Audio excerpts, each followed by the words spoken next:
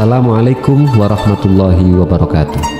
Mitra muslim yang berbahagia, bahwa kita harus berislam secara kafah.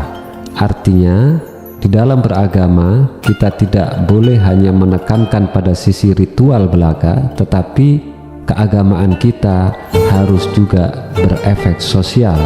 Oleh karena itu, selain kita melaksanakan ibadah-ibadah yang bersifat mahdhah, kita juga harus lebih rajin untuk melaksanakan ibadah-ibadah muamalah. Dalam hal ini, keagamaan kita ini harus berdampak sosial untuk kebaikan bersama, untuk kemaslahatan masyarakat.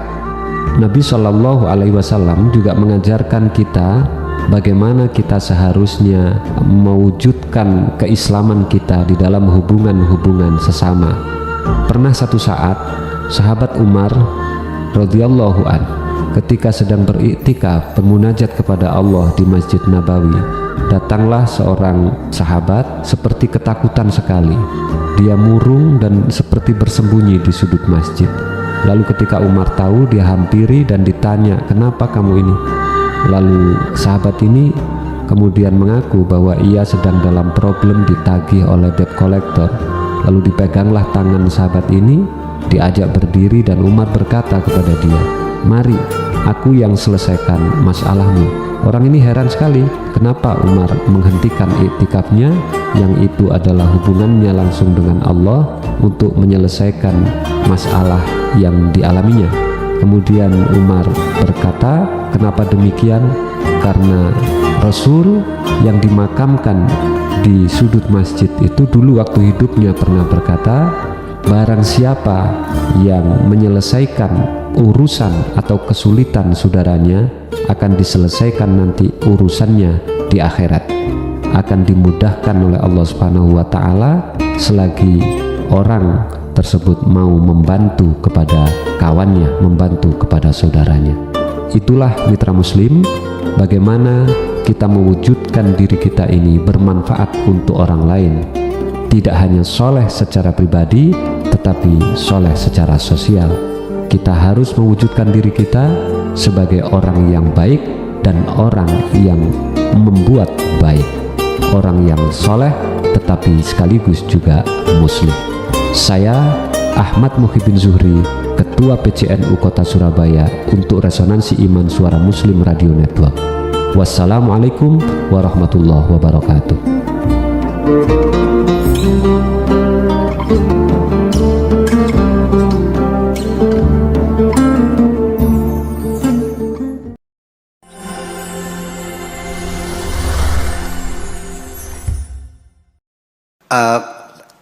Begini mungkin maksudnya, ketika kita ingin berbuat baik kepada sesama, silakan berbuat baiklah dengan tulus, dengan ikhlas. Anda punya perasaan yang sangat terharu, orang hari ini tetangga kita belum masak, nggak punya beras, dengan rasa sedih hati, segera kita ambilkan beras 1 kilo, kita kirimkan uangnya 10.000 buat belikan hasilnya. Alhamdulillah kita berbuat baik, itu luar biasa, itulah kebaikan. Adapun ketika Anda itu tengah malam sholat, yang nggak ada urusan sama, itu terserah Anda dengan Tuhan Anda, diterima tidaknya dan sebagainya. Iya kan? Orang kaya, uangnya banyak, mobilnya banyak, ini nggak ada urusan. Saya akan menghormati Anda ketika harta Anda yang berlimpah itu mensejahterakan masyarakat sekitarnya. Jembatan yang runtuh Anda bantu perbaikannya, musala yang rusak Anda perbaiki, anak yatim Anda kasih makan, baru saya hormat kepada Anda. Kebaikan-kebaikan sosial itulah yang mendorong saya untuk menghormati Anda. Ketika Anda naik haji 10 kali nggak ada urusan. Nggak ada urusan. Setiap malam Anda sholat 30 rakaat sampai jidat Anda hitam semuanya, nggak ada urusan. Itu kan jadi persoalannya. Jadi wa amilu sholihat itu adalah kesalehan sosial. Kalau masalah ibadah ritual itu yang pribadi Anda dengan Tuhan. Saya juga nggak tahu diterima nggak sih sholatnya kamu ini, kan juga nggak tahu. Bisa diterima bisa tidak kok. Iya kan? Anda kan rajin sholat kan karena dagangnya lagi rugi. Setelah untung kan juga selesai kan gitu. Jadi Tuhan kan dianggapnya main-main kan gitu. Kalau ada butuhnya aja. Kalau enggak ya udah selesai. Nah itu satu sudah bagus. Yang kedua harus kita perhatikan, jangan Anda memposisikan diri Anda ingin jadi percontohan.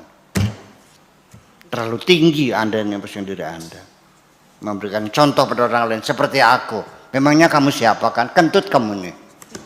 Iya. Sampai saat ini saya meyakini saya tidak bisa dijadikan percontohan. Dan saya tidak ingin memberikan contoh pada orang lain. Dan Anda juga jangan mencontoh saya. Yuk kita bareng-bareng mencontoh Rasulullah saja. Selesai. Karena dia yang berhak, dia yang dianggap layak oleh Tuhan sebagai percontohan. Karena dia sudah mendapat pengakuan wa innaka la'ala khuluqin alim. Akhlaknya akhlak mulia. Ini kalau kita kan akhlak kunyuk semua. Iya, baik kan di depan aja, di belakang kita nggak tahu kok. Ya selama ini orang menghormati saya karena Allah belum membongkar keburukan saya, itu aja persoalannya. Iya, jadi orang jujur juga ya karena masalahnya kan belum ditangkap KPK. Selagi belum ditangkap KPK, orang itu kita sebut jujur dong.